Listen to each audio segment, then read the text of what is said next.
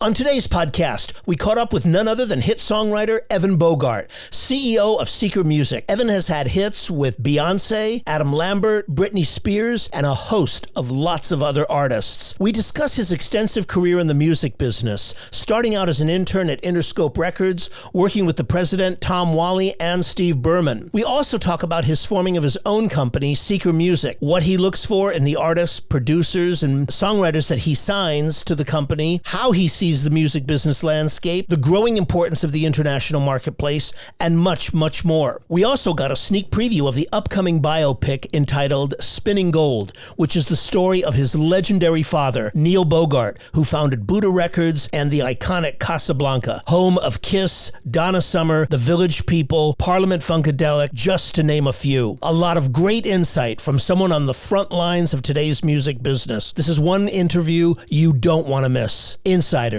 Are you ready?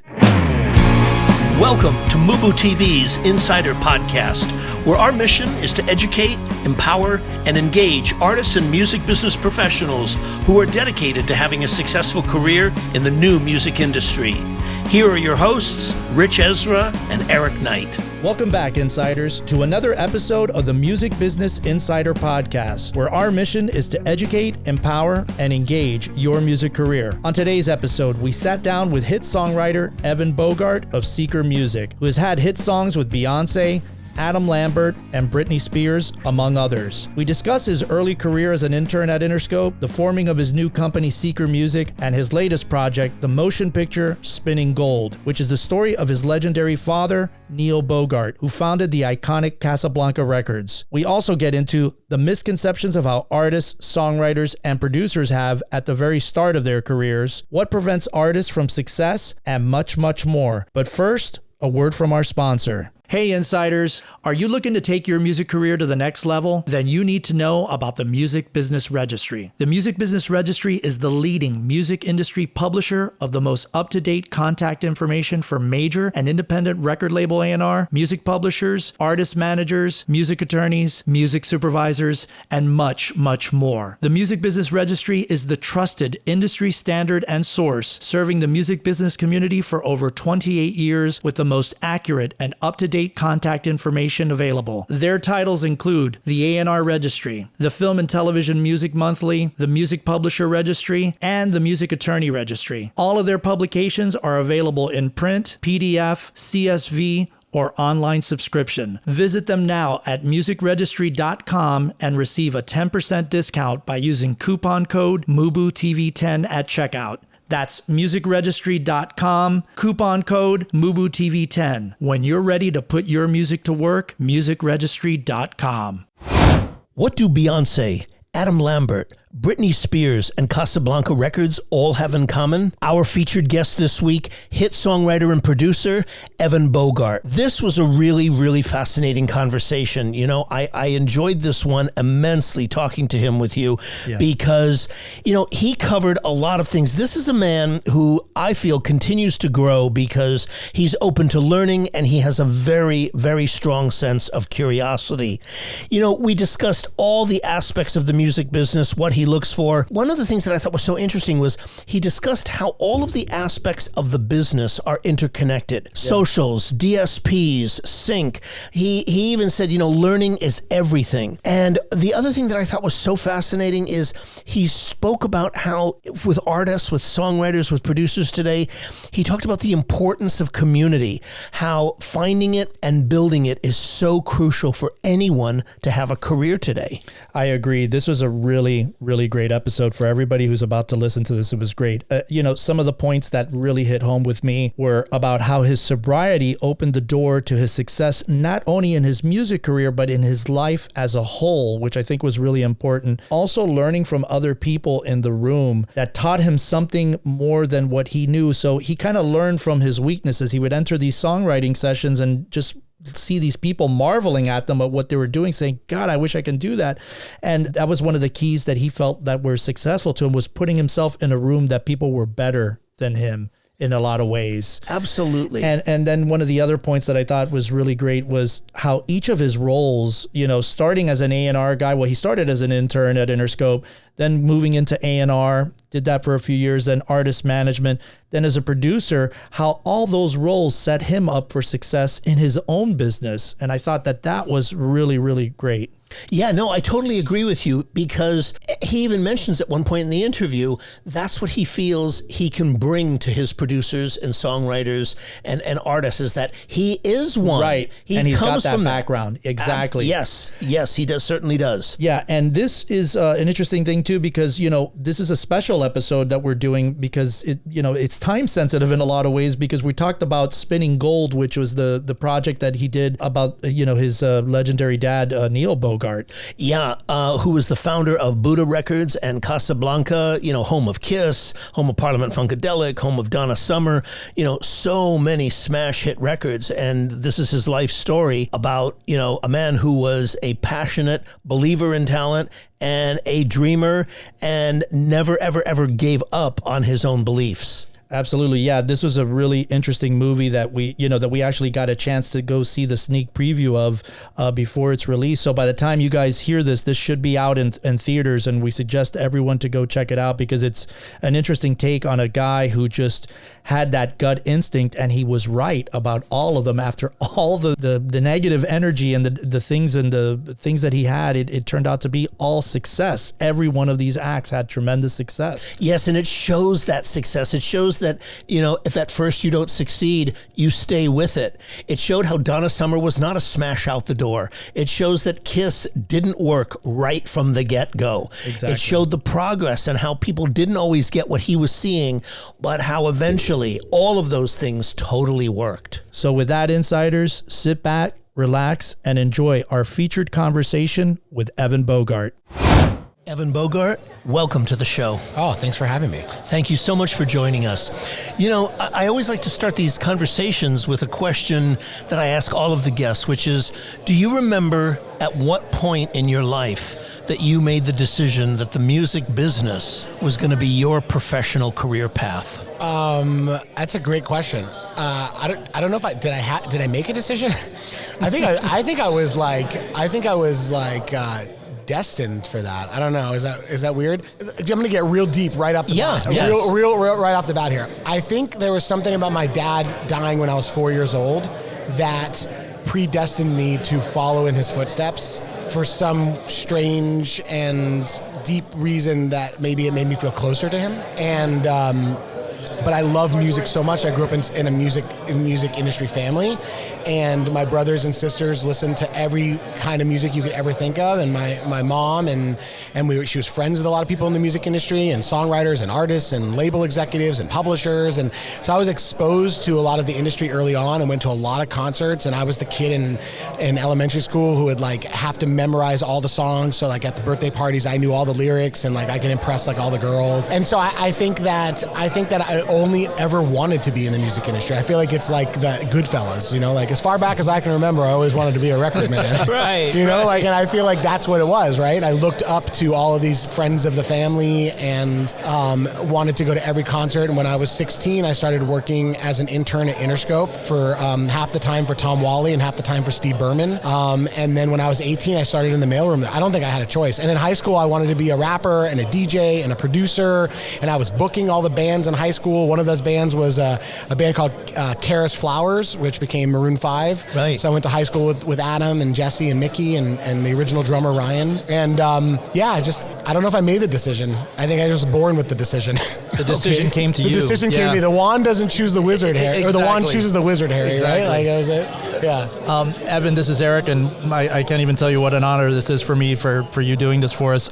Your company, Seeker Music, is a modern-day music company encompassing the worlds of publishing, records, and management. Are the boundaries between those three areas of the business blurring in today's business? Yeah, I think they are. I mean, for me, my approach to publishing, prior to Seeker, I had worked with a bunch of songwriters, producers, and artists that had been signed to me either for publishing, records, or management over the time that I had been writing songs.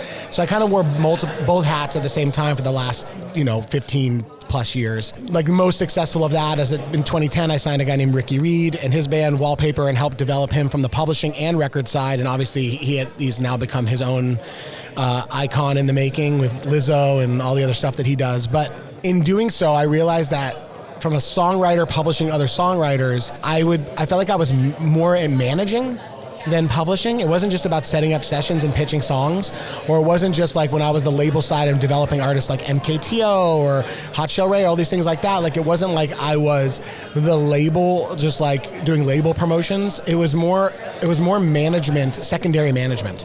And so I always say to people, if you're not publishing like a manager, then you're not really publishing. That to me is, in the modern day music sense of what the business has become, is strategy. And so if you're not a publisher who has strategy, if you're not a label who has strategy and just going through the motions, I feel like you're going to be left behind. So for me, when I work with an artist or a writer, producer who has a manager, I always offer myself up as secondary management. Involve me in everything. Involve me in strategy. Involve me in branding. Like I want me and my team to help. Like even if we're publishing one share of a song, we have one songwriter who has a fifth of a song, we're picking up the phone and calling DSPs and pitching for playlists. Like it's in our best interest that we're doing that kind of work. And I think it's that extra mile of strategy and branding that goes along from the publisher and the record side that feels like management. So yeah, I think they're all a blur now. I think they're all the same job. It's just depending on what role you have the opportunity to play. Picking up on that, Evan, what you were just saying is, you're describing the modern climate of today, of the reality of today's business. And I'm curious from your point of view, do you think that this is a healthy time right now for the music industry? Oh God, that's kind of a loaded question. I mean, I think obviously from a financial side of things, it's a healthy time. I think that but then within regards to that, there's also I think that the models of how people are paid, I think that they're not fair and equitable, right? Like songwriters, artists who are in older deals. I think that there's obviously issues in regards to that part of it. But I think as far as like if you're an independent artist, all of the tools are at your disposal to give you more of an even playing field than I've ever experienced since I started working at Interscope in the mid-90s. I think the ability to be heard and be seen exists in a way that there's not as much gatekeeping, but I think you really have to out-hustle everybody and understand all the different aspects and all the different levers that you can pull and be even more of your own advocate now than you ever had to be because there's so many opportunities for people to music out. So there's like, I hate to answer your question with a non-answer, but like it's both healthy and it's also both frustrating at the same time, because I think that there's more money to be made than ever if you're any sort of music creator, but it's a lot harder to make that money because there's a lot of people trying to do it at the same time. So yeah, pros and cons. I totally agree with you. Evan, what are the biggest misconceptions new artists, songwriters, producers have when starting their music careers? That anybody's going to do anything for you. I mean, people are only going to hustle as how hard you hustle. And you got to set the vision. You got to articulate your vision for what you're trying to be and be really clear about it. Even as a songwriter, like I'm such an advocate for songwriting branding, and people are like, "What is that?" And I'm like, if you're saying yes to everything, then no one knows what to bring you. And you're like not great at one thing. If you really can understand who you are and what you're great at and who you're talking to, like who are your fans, right? As a songwriter, your fans are artists, right? Like you're marketing yourself to the artist community to want to use your songs. The artist fans are fans, right? And so I think you have to understand who your target audience is, who your demo is, and who you are, and then really drill down on that. Really paint that picture for people, and do it yourself, and then build the right team, build the right village around you who's aligned with your vision. Do you find that that's a factor in a lot of the writers that you start with? I mean, somebody can be incredibly talented as a writer, but not know the things that you just spoke about. Do you find that that's something that you're facing within, because you're on the front lines of this, you and your company, in dealing with this? I mean, is this what you find, that people think somebody else is going to do it for them? Yeah, I think there's still, I mean, like even back in the 90s when I was at Interscope, people thought like, I got a record deal, it's all going to happen for me, right? right? And like, that's just the beginning. No, of the now journey. that's when it starts. You right? just got to neutral. Yeah, and the same thing goes with songwriters. Like, I just signed a publishing deal. It's about to all happen. And it's like, nah, dude.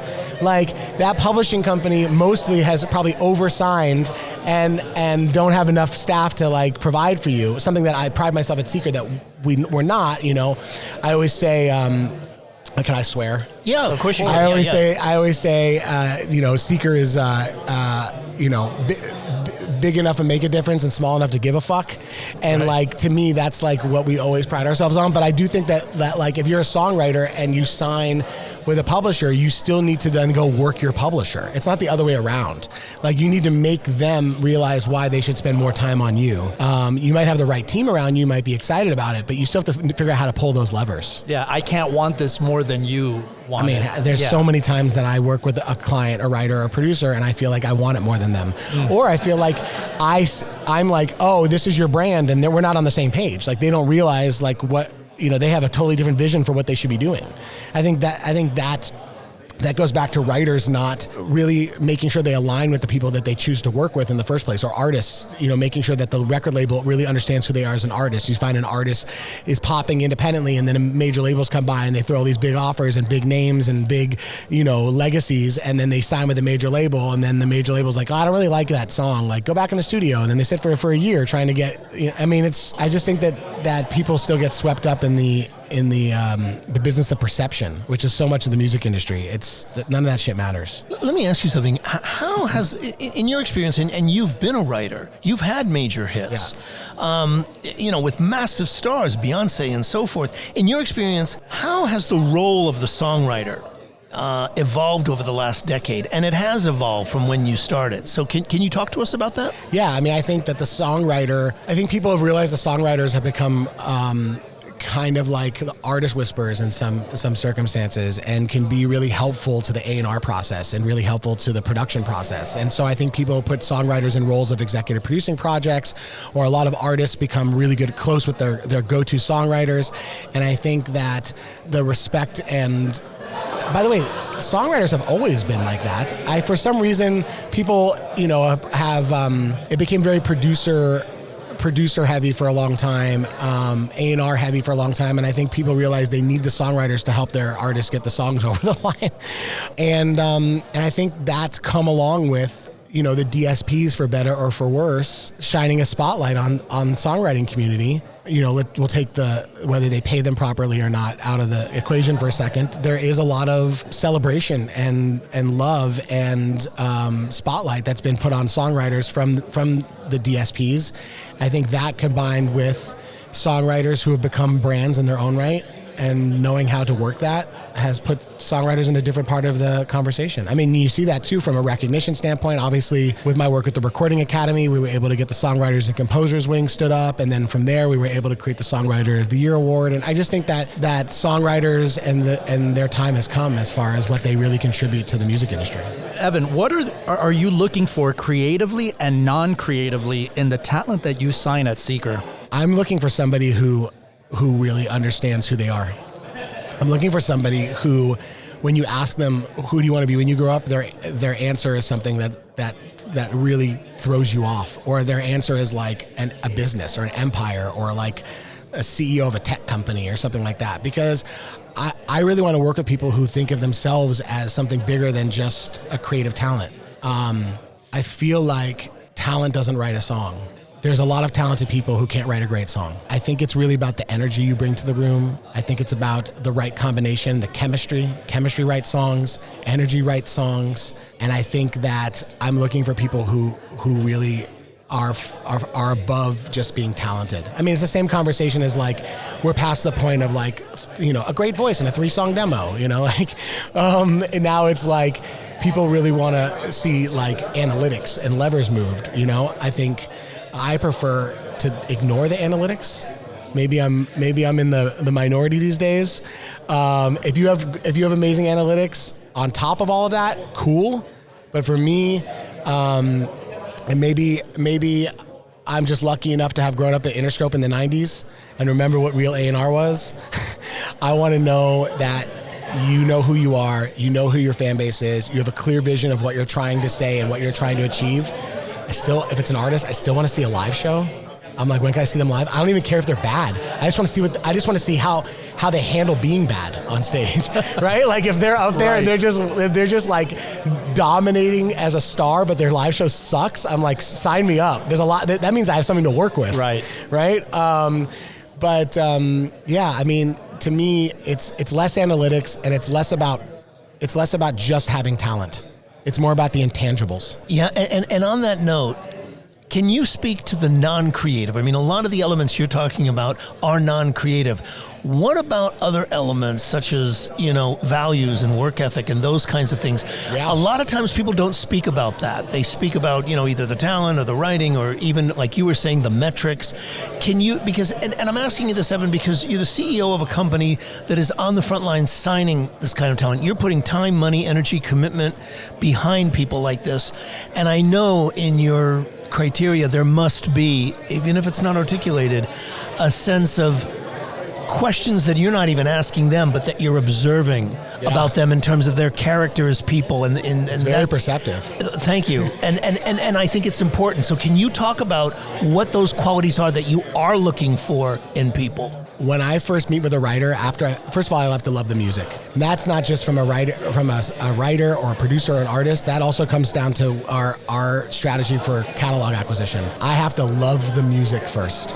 If I don't connect with it, if my team doesn't connect with it, I don't care how good they are, who wants to sign them. It's not for us. It's for somebody. That's fine. It's just not for us. After that, I really want to understand if I am aligned with their vision and whether we have the right strategy uniquely at Seeker for their vision. If we're aligned and we uniquely can deliver on that. And that goes again for signing and for catalog acquisition. And at that point, obviously, we see if a deal can make sense. But in the first two parts of it, I spend a lot of time when it's a writer or producer or artist, I spend a lot of time with them getting to know them. Like, it's important to me that I understand they have a good head on their shoulders. I want to get a good sense that they're like in a good place. I have these things that, I've been sober for 18 plus years, right? And sobriety is a huge part of my story and my success and also being of service. And I want to know that people don't have to be sober, but I want to know that there is a level of service and selflessness that's part of their story too. I want to know that they're thinking holistically about their health and their mental health and the balance between work-life balance. It's hard for me when I sit with someone, they're like, I work 7 days a week, 20 hours a day, no sleep, no #no sleep. I'm like, that's not for me. Do you know what I mean? Like, and I actually have this thing called Seeker Family Values, which I circle internally to all the team. And there's things on there that are like that. There's things on there that are like, I would never offer a deal to someone I wouldn't sign myself. Or when you're doing catalog acquisitions, I have certain rules around like making sure people feel comfortable, that they don't feel like they're being taken advantage of, or understanding their intent. I want to know why they're trying to sell their catalog. It's important to me. Like, is their team pushing them into it? They don't really want to. Are they desperate for money? Are they bad with money? Do they have an addiction issue? Am I contributing to that by giving them millions of dollars? Do you know what I mean? Like, these things matter to me, and they just matter to me personally. Right. And so when I was like, I'm going to start a company that I feel like is an extension of my values and of my culture, and I want to build a community that feels something of a community of people I want to hang out with. These were important things because checking a lot of these boxes mean they're right for Seeker's culture. It may not mean they're right. They may be humongous stars, or maybe a catalog that's earning $5 million a year MPS. It's just not right for us, for a number of reasons. Again, thirdly, about whether the deal makes sense for us, which I think is a differentiator between us in the marketplace as a publisher, as a label, and as a catalog acquisition vehicle. I think that's wonderful that you talk about that, because that's one of the big things with us here at MUBUTV is trying to teach that holistic approach, because it is about mental health. It is about, totally. Is your family, that work-life balance that you're talking about so crucial? Yeah, absolutely. And also the values that the person has.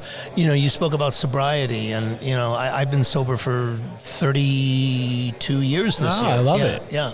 And is this a meeting? We're having a meeting right now. Yes, exactly. We got chips coming out at the end of this. They said 2 people, right? No, exactly. And here we are, the 2 people. But you said something very important, Evan, which is that you said sobriety was a very, very important part of your life, and your success. I never had, not only, let me clarify that, not business success, but life success. Yeah, yes. Right? Yeah, that's what I've met my wife in sobriety. I actually got married in sobriety, divorced in sobriety, remarried in sobriety. I have a child in sobriety. I have an amazing relationship with my family, amazing relationship with my parents, my in-laws. Like, I know how to have great friendships, meaningful friendships. I've learned a lot about myself in sobriety. I've worked through my father passing, and there's been hard times. Like, it's not like there's been down years as a writer. It's not like everything's been hunky-dory. Like, but I know how to deal with it when it happens. I've learned about meditation. I've learned about physical health. I've lost a lot of weight, like almost 100 pounds. Like, it for me, and I even did it was a short-lived, it was killed by the pandemic, but it was a short-lived podcast. Me and Sarah Hudson did a podcast called Right to the Source, which was basically on not just music creators in general, and mental health and balance, and spirituality and the role it plays in creative process and things like that. And I've really got in tune with that, and I think that is it's more than just financial success, but with that came financial success. Eventually. But that was the foundation, right? That you probably, and you see a lot of people who, their life is a mess, and their lives are reflective of that commitment. If there's not the commitment there for themselves, their life and all the aspects that you just spoke of become reflective of that as well. I think that's the case. I mean, I think that,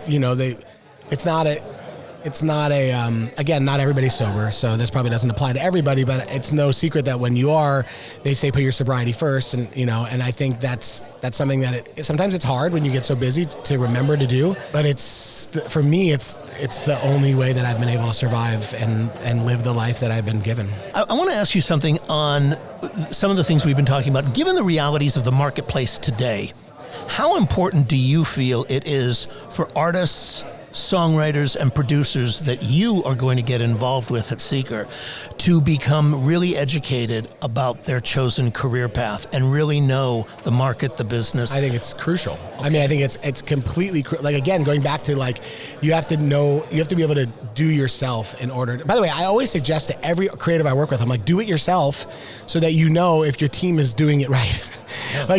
Try it yourself first.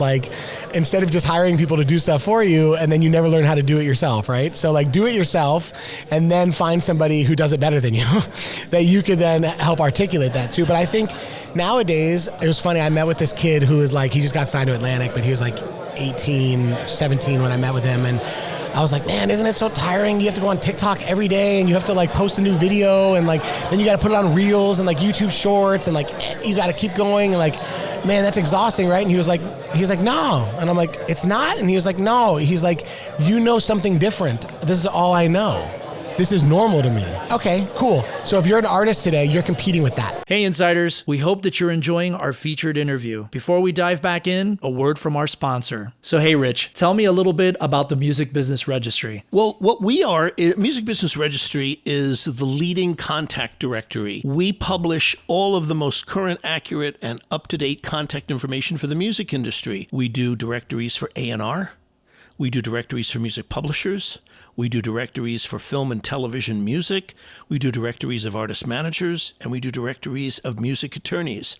And we also sell other publications too, like the Indie Bible Series, the YouTube Bible Series, the Indie Spotify Bible Series, and other things as well. That's what we're about. So if I wanted to find out, let's say, the music supervisor for American Horror Story, I can kind of go into the Film and TV monthly and find the information that I need there? Well, we don't list specific shows. What we do list is if you know who the music supervisor is, and you can find that out on IMDb, then you can find their contact information. And we have that in our Film and Television Music Monthly. Absolutely, yes. That's great. And I hear that we have a discount right now. If you go to musicregistry.com and use coupon code MUBUTV10 at checkout, you'll receive 10% off your first order. That's absolutely correct. Yeah, we offer that to all of the MUBUTV insiders. So insiders, check out musicregistry.com and use MUBUTV10 as your coupon code.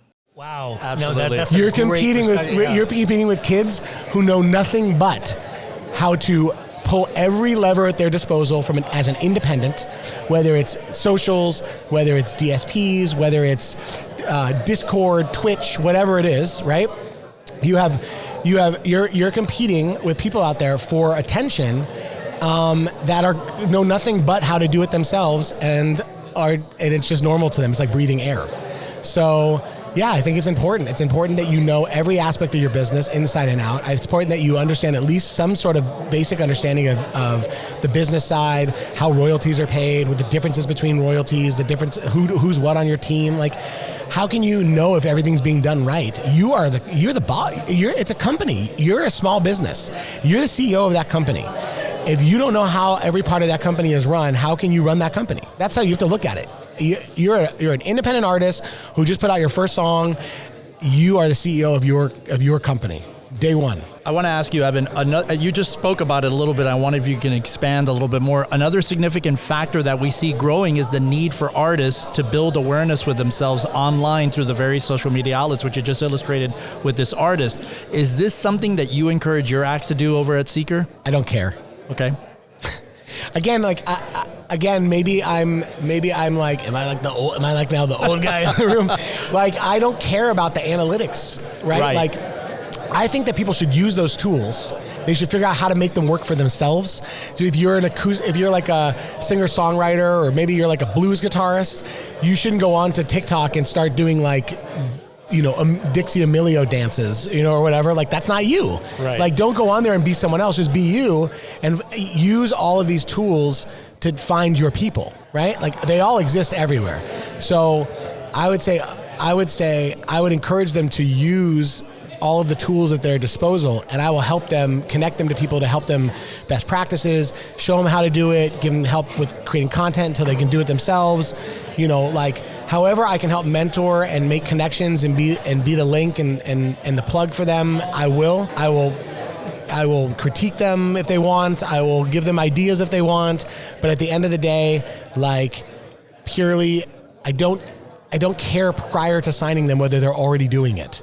I do want to see that they have a hustle, but that doesn't mean like, oh, well, their hustle's not TikTok, so I'm not signing them. Like, what if their hustle is like, they tour, they put themselves on the road all year round, and they're able to like fully sustain that, and they go off on they book their own tours, or, they're big on Twitch, like they have a Twitch fan base, or like they're doing Discord and Web3. Like, I'm not going to penalize them because they don't know how to use Instagram. Like, so for me, it's not about like what your analytics have been. I just want to see that you are thinking about yourself bigger than just a creator.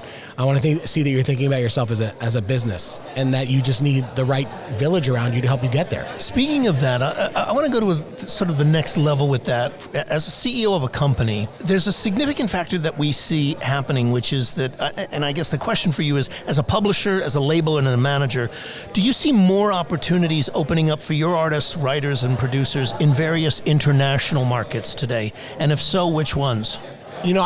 It's something that we're actually turning our heads to at Seeker right now, is having more of a global strategy and global impact. So we've started to align ourselves with certain people in Latin America, specifically in Mexico, Argentina, Colombia, some people in South Africa. We're talking to some people in India, in the APAC territories. I think it's something that's really important. I think that it's something that Seeker in its infancy hasn't pivoted into fully yet. We certainly have artists that are signed that are European. We have a partnership in Denmark where we've invested in a company there, throughout Scandinavia and the Nordics. So we've definitely taken some steps throughout the UK and through Scandinavia, but I can see us pivoting more into other markets the second half of this year, not even from a signing standpoint, from also catalog acquisition and exploitation standpoint. It's something that's really important to us as a company. And I've worked with writers from all over the world for many years, and myself have traveled the world to write songs. And I know obviously how much music travels. I tell people, one time I went on tour with David Guetta back in the day, and it was like 2011 or something, and we were puddle hopping in like Mediterranean cities, and I would go out in the crowd when people perform, and everybody be singing along, and if you listen really carefully, it's all gibberish. Like, they don't know understand the lyrics, because melody travels, right? They all know the melodies of the songs, and they're just making up the words. They don't understand their English. So I really know how much music travels, and I know how important it is. I think it is important, and I think it's something that Seeker is just starting to scratch the tip of the iceberg on. Sticking with that international tone with this question. Are there certain international music markets that you see that are more open to new artists than others? I don't know if it's like, are they more open to new artists than others? But I really love the stuff that's coming out of Africa right now. I love the Amapiano sound coming out of South Africa, and I really dig. Obviously, I love all the songwriting and stuff that happens in Scandinavia. I have a lot of friends who have broken artists throughout Germany and France. So, I mean, I think that there's definitely an easier way to break an artist or get seen in another market. That's been happening forever, right? I mean, if you go back to like Backstreet and Britney, and I don't know. I think it's an exciting time for the global landscape. I think there's a lot of really cool sounds finding its way. Obviously Latin music has taken over everywhere, but I think global music is finding its way into everyday pop music now too, which is great. Very much so. We've touched on this before in this conversation, but I want to go a little deeper with it and ask you sort of a personal, professional question. What holds people back from success? Ego. I mean, there's probably a few other things, but the first thing that comes to my mind is not being open to new opportunities and closing yourself off and caring, I think as an artist, caring too much about what other people are doing. And I would say probably close second is fear. I think look, I've been a victim to it as well. I mean, like as a songwriter, you're in basically the business of rejection, right? Everything you write's never good enough.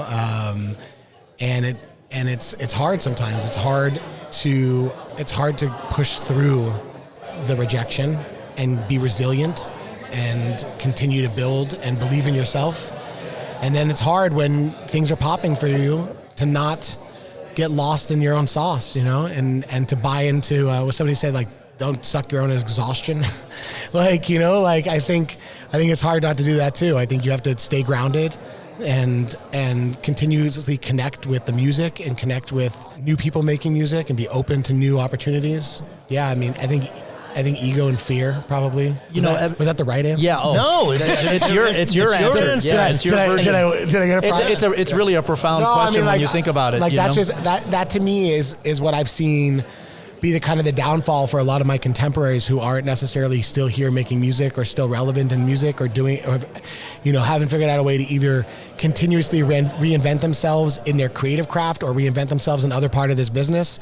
It's usually they're afraid of taking chances, or they think they're too set in their own ways. I think it is. And they're too good to do that. I mean, right. I've made an entire career out of what I call pivoting. I like to go as far as I can with one thing, and then I'm like, okay, cool. How do I evolve this into the next thing? Right. I pivot. And I think that's just me being open. And by the way, it's not easy to do. A lot of times, like with Seeker, right? You're starting from scratch. You're basically saying, okay, I understand what it's like to be a creative publisher. I understand what it's like to be a creative person. Yes, I've worked as an A&R and a manager in the past, but now I'm going to go start a brand new publishing company from scratch with institutional money from overseas, and we're going to start it from day one. And by the way, I'm going to have to learn how to do catalog acquisition, which I've never done in my entire life. And so I'm going to surround myself with really smart people who went to way more important schools that I went to, who know so much more than me. And I have to sit there like a student and learn an entire side of the music industry I didn't know, but man, I eat that shit up. Like when you have the opportunity to kind of upskill at any point in your career, and somebody's going to believe in you and push you to do that, I say jump in it. It's scary as fuck, but it's so rewarding at the end. And 4 months into Seeker, I bought my first catalog, and now I'm teaching other people about catalog valuation, and I love it. That's amazing. You're the next Mercuriadis taking over the world. It's so interesting hearing you say that. I remember a conversation I had once with Steve Vai. He was a guest of mine at my UCLA class, and he said the same thing that you just said about learning new things. He said, because I was asking him about that, and he said, I was asking him specifically about education, because he went to Berkeley but then dropped out. Yeah. And I said, what is your opinion on the value of education? He said, well, even now in my life, he said, I think because I'm such a curious person, Yeah. and I'm open to learning new things. You know, not even to do with guitar playing or Yeah. music, but new things. He said, that's what I think has contributed to my success. And you just stated the same thing. You, Evan, are open to learning about and catalog, continuously learning. not just writing, but open to learning about catalog valuations. I mean, there's a lot to learn crazy. in that. It's a lot to learn. It was a lot, and I think it continues to be a lot. It continues to be a lot, and obviously the landscape keeps changing, and the value of money keeps changing. Yeah. I feel like sometimes I'm playing like Donkey Kong, and like they keep throwing barrels at me, and I keep having to like jump over them or smash them with a hammer. But I think that that's a lesson that I try to teach my writers all the time, which is like write up to the room. If you're the best writer in the room, you're not growing. Find someone. Curate your sessions by having someone in the room that's better at something than you. If you're better at everything, then there's no room to grow. There's no room to grow in that. Yeah. So like maybe you're the best lyricist in the room, but someone in the room is better at melody than you, or somebody at the room is better at concepts and you're great. Whatever it is, I always encourage them, find a room where somebody in the room is better than you at something and learn from them. It's so funny. As you were speaking just now, I was remembering a very, very specific and powerful interview I once read with Jeff Beck. And he said the same thing about that particular subject. He said, I never and this is one of the great masters of the 20th century, and that's not an overstatement, okay? He said, I never learned anything in music or in guitar playing from working with people who were not as good as me. Yeah. I always strove to work with people who were better than me. God, I love being in sessions when I find myself staring at somebody else writing and I'm like, wow, the fuck are they doing that? Yeah. Like I'm always so blown away. I love being blown away by somebody in a session. I also love like when like that moment hits me and I'm like running with it. You know what I mean? But like, man, I'm more in awe. When you talked about like when I look at what do I look for in certain talents? Yeah. One of those is when I meet people who can do something I have no idea how to do. Right? Yeah. Like when I meet somebody who's like, I'm going to do this and I have this idea for this project and I play these instruments and I can write like this and I listen to their music and I'm like, how did they make that? Like, and when I hear stuff that I could write, it doesn't excite me as much. I'm like, I could do that. Right. It's the ones that when you hear, man, I wish I fucking wrote that. And you're just like, and that's what helps you level up. By the way, when I went into business, when we started Seeker, when I agreed to catalog acquisition was going to be one of the main things that we did, my agreement with my investors were that I'm only going to buy catalogs of songs I wish I wrote or projects I wish I worked on. And that's it. I'm passing on everything else. And they said, cool, because they knew at that point I would give it my creative all. And it's rang true till now. I mean, it's literally like, I'm like, oh my God, I wish I wrote those songs. We have to get that. We have to work with that. That's amazing. Like I am excited. Like I'm buying a record at the store, except for I'm actually buying the record at the store. Yeah. You're literally the actual record, the master of the record. Right.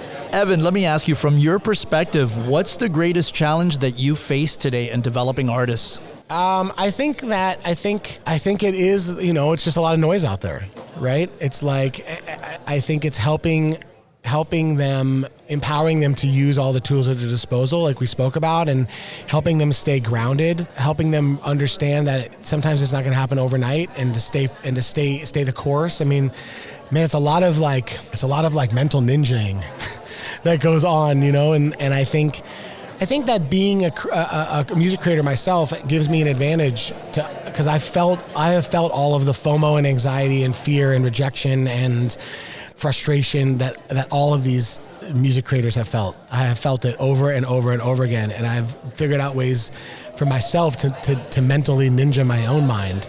And so I think it's a lot of managing people, helping them manage themselves. I think from a business standpoint, I think it goes back to trying to cut through the clutter and trying to find levers to pull that make people pay attention. Like I said, it's a lot easier to get your music heard, but that makes it a lot harder to get your music heard.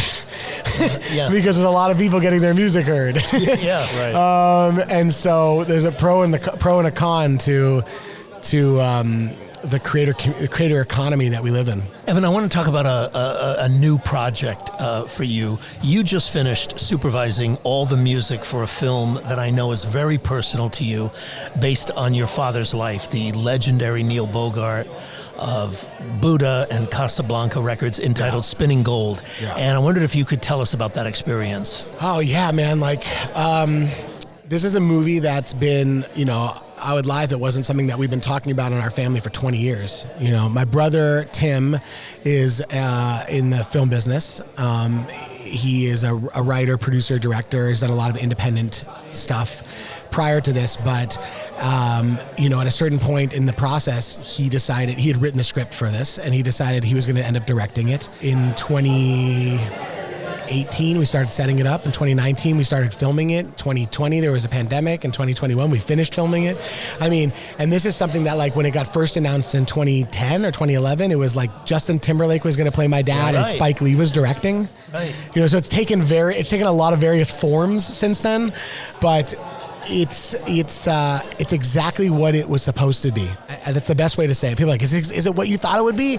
I don't know what I would think it would be. There was so many different versions of it over time, but when I watch it now, it's exactly what it was supposed to be. And I think it's a true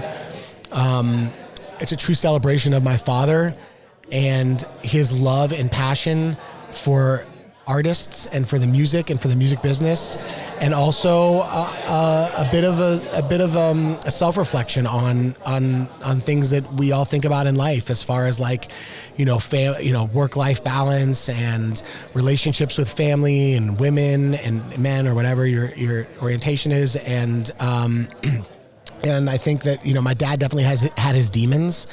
He passed away young at 39 years old. There's that whole scene in the movie. I know you guys have seen it, but the whole scene in the movie where he's talking about Lenny Bruce, and he's talking about, Lenny dying young and having it all. And then Joyce, the character plays my mom, right. says, no, I think it would be great to be old, die old and have it all, then it'd be worth it. And I think, we all struggle with some of that sometimes, the immediate gratification of things. And so I think there's a lot of really human threads in there. It's not just the Casablanca record story. It's a lot about the human that was Neil Bogart. But part of that was his unbelievable, relentless, and fearless ability to dream, and to show artists how to dream bigger than they could ever imagine. And I think that comes across in such an amazing way. I think my brother really nailed that. I'm just proud of it. I'm proud of the whole thing. I ended up executive music producing it, and I brought in Harvey Mason Jr. to do all the music on the production side. I ended up getting a chance to. I scored the movie with my composer partner Justin Gray, and we did this whole original score for it as well. And I even wrote 2 original songs in the movie, including the end title song, which was fun to do. Honestly, it's been a long journey, but it's been so worth it. Let me ask you as a sidebar to that, because when we watched it, me and Ritch, when we went to go to the screening, we noticed that there was obviously a lot of remakes done of the songs. Yeah. Ladisi, I think Jason Derulo, they did a great job in the film.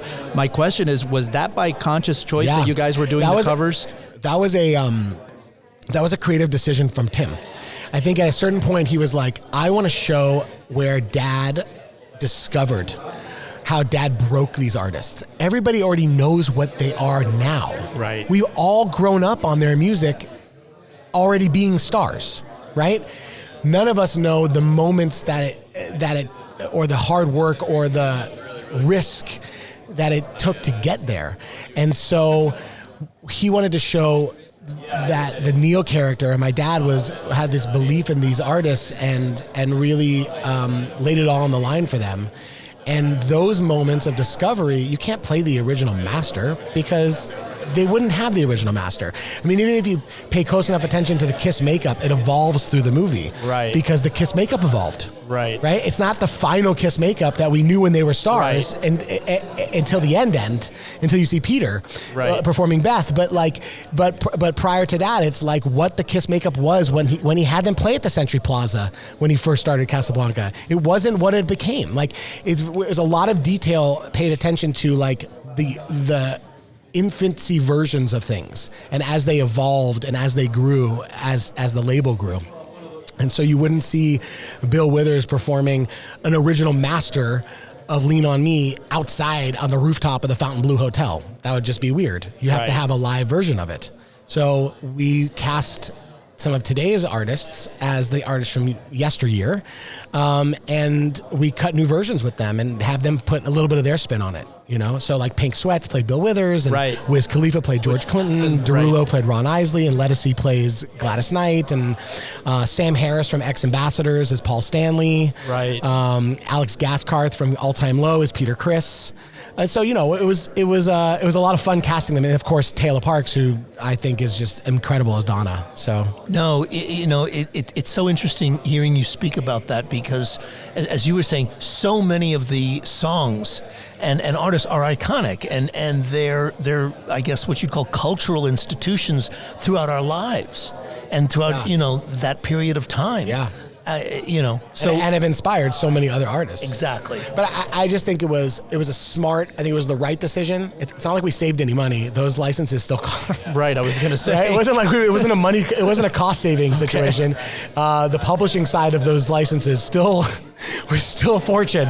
But I think it was an artistic choice to show them their demo versions, the live versions, the studio versions, the versions when they were created, as opposed to the versions that we all have heard 1,000 times. You know, staying on this theme, I'm curious, throughout your life, have there been any movies or books that have been particularly inspiring to you, professionally speaking, that you can recommend to our audience? I read a lot of like sci-fi, so it's not really. I'm like a massive Harry Potter fan. I mean, people who know that. In fact, people thought when I called the company Seeker, they thought it was a reference to Harry Potter Quidditch, but it wasn't. Let me think. I really love Malcolm Gladwell's books. I'm a huge Malcolm Gladwell fan, and in fact, I'm also a huge fan of his, Revisionist History, his podcast as well. So all of those, Blank Outliers, like all of them, right? Like I love those. I love The Four Agreements. I'm a big fan of that book. I try to live by the Four Agreements. It's not, and I think out of all of them, like being impeccable with my word is one that I really hold close to my chest, and my heart. But all 7 Harry Potter books. Nice. We're gonna have those all in the description if everybody hasn't read those on the planet. No, I mean, look, I'm a huge fan of horror novels. I'm a big fan of like Lovecraft, H.P. Lovecraft's early writings, and I know how much that inspired a lot of today's sci-fi and filmmakers like J.J. Abrams and Guillermo del Toro, and I mean those. I don't know. I'm trying to think of I really honestly I think the Malcolm Gladwell books really inspired me a lot. And really changed the way I thought about things, and also the Four Agreements. Beautiful. Evan, for someone who is interested in a career in A&R, music publishing, or management, what steps do you think they should be taking for themselves? Wow, I mean, they're like different ways to get into the business for each of them. Although I view them all as the same job, I think it all starts with finding music that you love or an artist that you love and championing them, right? And learning all of, just like when we said, if you're a creator, you have to learn all the parts of the business. I think one of the things that's really been helpful to me is, look, I went to Interscope Records University for college, and then I got my master's in being a manager and a booking agent before I became a hit songwriter. And I think that's all helped me as a hit songwriter, having worked at a record label on both the A&R and marketing side, having been a manager of artists, producers, and writers, and having worked as a booking agent prior to being my own business. I think learning all the aspects of the industry and how they work and how each lever you pull dominoes into another one, right? Okay, if I'm working with an artist as an A&R, as a manager, or as a publisher, if I get my artist a sync, what do I do with that, right? Okay, so I've gotten my artist's song in a TV show. What do I do with DSPs? What do I do with socials? If the song's not out yet, How do I distribute it? Like, I think it's important to understand as much of how the industry works and how it works with each other, how it's intertwined, because I feel like it's never been more intertwined now. And I think that it's a shame. I think some people have a moment and they don't know what to do with it. And so I think education is everything. Mentorship is everything. Learning is everything. Reading is everything. There's probably a million books on the music business. I think there's even more and probably even better ways of learning about that through podcasts. I find myself listening to a lot of music business or industry or tech podcasts to learn new things more than reading these days, driving around in LA, right? But I think that trying to absorb and learn, and be around people that you can learn from is just crucial. You have to know when one lever pulls the other. Otherwise, how can you be of service to anybody that you're being of service to? Right. Evan, I want to sort of turn that question around and ask, what are the most important pieces of advice that you can offer for artists or producers or songwriters who are looking to have a successful career in today's business? God, there's so many pieces of advice that I would give people. I think finding your people, I think community is really important.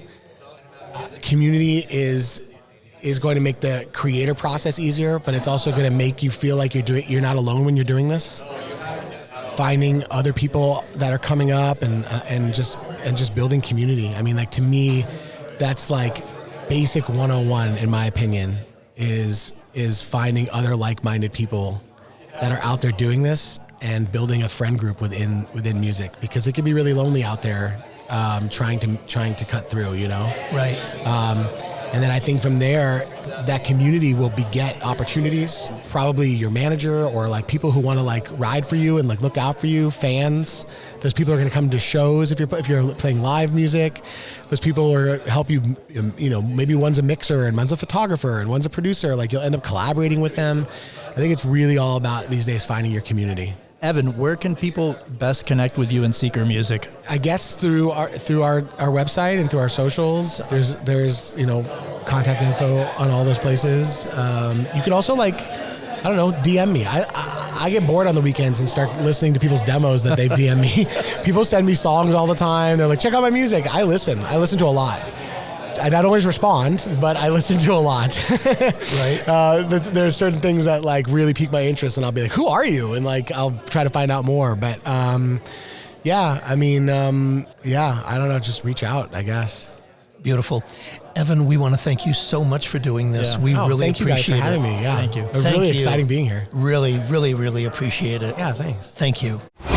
Oh my God. What a great conversation.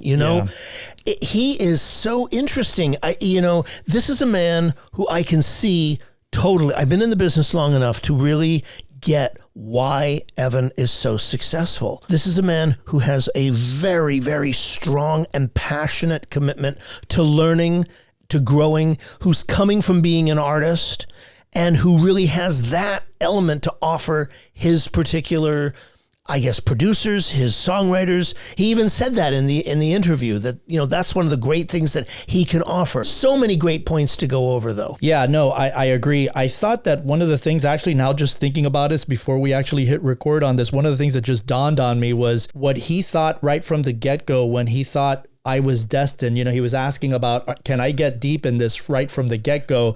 And it was about what he felt was his destiny to pursue this, because Yes. we asked him, is this, when did you know that this is going to be part of your life? And he was like, I don't even know if I had that choice. I think I was just predestined because of the history of my father. So I thought that was very, very interesting how he just kind of went into it, and it was just a natural fit. And that's why he is so successful. Yeah.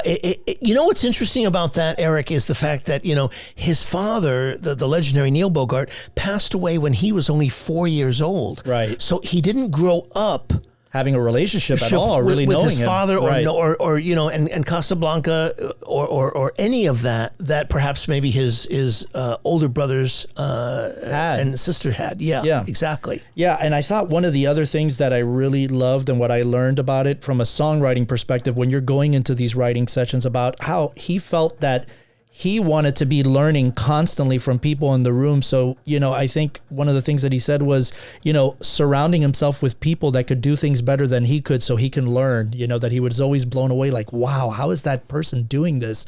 And how can I learn from that? And I thought that was a really great thing, a takeaway that I took just being a songwriter myself and collaborating with other people about aligning yourself with people. And I think you made the analogy with Jeff Beck about how Jeff Beck always wanted to have people in the room that were better than him because that's how he would learn. That's right. Jeff said, I've never learned anything in my career from working with people who weren't as good as me. He said, and Evan even said the same thing. He said, if you're in the room and you're the greatest talent exactly in the room, you're not growing. Right. Exactly. You're not growing. So, that was a really, really great point.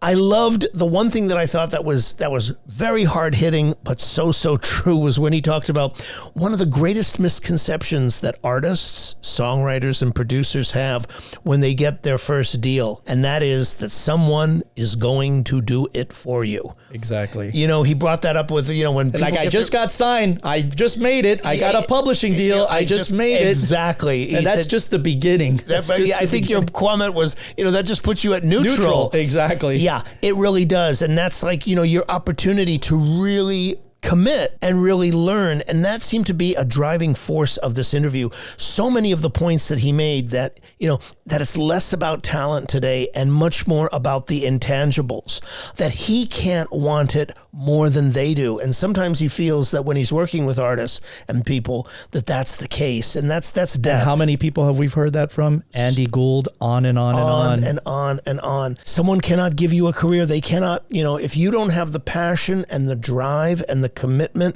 and the dedication for this business, then please, we are begging you, please find another line of work. There are a lot of things you can do with your life, but make sure this is something that you want to do. That is so important. And, he made a lot of great points about becoming educated, that today, and we always, this is the whole purpose of what, you and I are doing on this channel is that, educating people about this business. It's never been easier. Exactly. It's never been easier to be educated. And he's talking about how he's always wanting to learn, constantly learning and never stopping, which is one of your mentors with, Clive. Yes. How he always, and that's why he's had so much success for so long. So I thought that was great.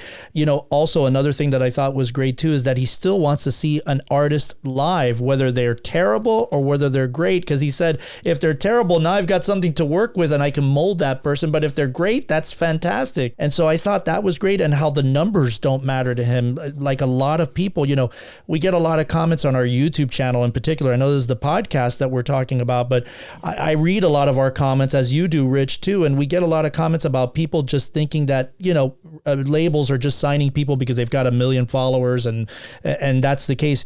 That could be nothing farther from the truth. A lot of the executives and people that are at the upper echelons of this business have told us on this show that that's the least thing that they're looking at. They're looking at the music and how we can mold them. We're amplifiers as record labels. We can take this artist from 0 to 1 million. That's not what we're worried about. We're worried about the song. So I thought that was very interesting as well, too. Absolutely. Yes. And as our dear friend Don Grierson always said, it starts with the music.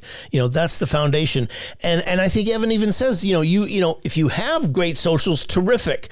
But if you don't have the great music, then that's not for us. That's not something that we're interested in pursuing. This is your career, and you have to be constantly learning and growing and committing to building that. That's so important on a creative level is what I'm speaking about. One of the other things we obviously talked about was the upcoming film, which by the time that you guys are listening to this should be actually out in theaters, Spinning Gold, which is, the story of his legendary father, Neil Bogart, which just signed these iconic bands, Kiss, Donna Summer, The Village People, Parliament, on and on and on. We went to a screening, you and I, Ritch. Yeah. What were your thoughts? I thought the film was great.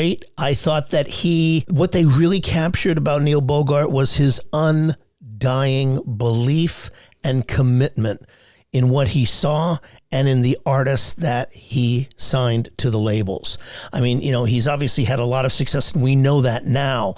But what I thought was so great, being a veteran of this business, was how a lot of his signings, Kiss and Donna Summer, how they didn't break immediately, how people didn't get what those artists were about or what Neil was seeing, but it didn't deter his commitment. He wasn't like, oh, well, it didn't happen next. Right. That's what I thought was so great about this movie, is that it talked about his passion and his undying belief and commitment in not only his own talent, but in the talent of his artists. Absolutely. Yeah. I mean, he was right about all of them. It took a while, but he was right about every act, literally almost, that he signed. It was just an unbelievable track record that this man had. And so it's a real interesting, way of they presenting it. The other thing that I thought was really cool when we asked Evan about the actual songs and the state that they were in and why they didn't use the original cuts of the song, I thought it was a very interesting thing that his brother, which was the one that directed and wrote, I guess, the screenplay of this, where he talked about that they wanted the versions of the songs that you hear in the movie in their initial states. Like, he said it, which I thought was great once I heard the logic behind it, which was, well, we've already heard these songs in their finished state, but at that time they were at the beginning stages. So when you're hearing Love to Love You Baby, it was that original kind of demo in its raw version and not what it ended up becoming, which they do show in the film. We don't want to give away a lot of the film, but I just thought it was an interesting choice, and how they talked about the Kiss makeup, how at that stage, and I do remember because I'm a huge Kiss fan, how the makeup was not what we all have come to learn and love. There were early renditions of it. And, I think there was a lot of people complaining online about this is not accurate, but this is 1974, right? When the label was launching it. And it was, because they were still not set in the ways of how they were doing their makeup. So it evolved. Correct. It evolved. And so I thought it was an interesting creative choice of why they chose to do that. Absolutely. And that's part of the creative tension, I think, that made the film so interesting, is that it doesn't always just come out perfect, exactly the way it, with the hit record, like, with the Bill Withers, doing songs in their early stage. I mean, if you had heard, I believe it's Lean on Me, right. It's like that wasn't how it originally came. And the point you made about the Donna Summer one, that's absolutely right. And the Kiss makeup, everything is an evolution. But this is what I think is so important for people to get, because hit songs, they don't just materialize a lot of the time. They have to be worked on and refined, like anything in life. It has to be developed. It has to be, built, created in a very special way. And a lot of times that takes nurturing. And another point, Eric, that I think is really important in the film that they captured beautifully, and we talked about it with Evan, was that his father, Neil, was a dreamer. Yes. He was a dreamer, and his dreams came true. And I see that same quality in Evan. Evan is a dreamer, a seeker. He named his company, Seeker Music. Right. And Evan's been a seeker, and he's on that journey, and he's committed to learning. He is committed to learning. And that's what I think, ties the two of them together so well. Even though his father passed away when he was 4, they're both dreamers. They're both dreamers, and they're both, they both were seekers, and Evan is still on that path. Hey Insiders, thanks so much for tuning into this episode. We really appreciate it. To get show notes, links, and everything that was mentioned during this interview, head on over to our official website at MUBUTV.com/podcast/show notes. If you're enjoying the content and what we're doing here on the show, please subscribe to the podcast on Apple Podcast, Stitcher, Spotify, or wherever you listen to podcasts from. And don't forget to rate and review our show over at iTunes. 5-star reviews are always welcome and help to ensure that our podcast stands out on the top-rated and new and noteworthy charts on iTunes in our space. You can also find us on social media at Facebook, Instagram, and Twitter, all ending with the handle MUBUTV, which is spelled MUBUTV. Don't forget to catch our flagship show, the MUBUTV Insider video series, airing every week on YouTube at youtube.com/MUBUTV. This show was produced and created by Ritch, Esra, and Eric Knight. This show would not be here if it weren't for our amazing team, which are the following: interview editors Sarah Nissenbaum and Alex Taylor, show notes and transcriptions by Jani Chang, Nicole Capodoglo, Lilia Owens, and Sarah Nissenbaum, theme music by Disciples of Babylon, and be sure to tune in next week for another episode of the MUBUTV Insider Podcast.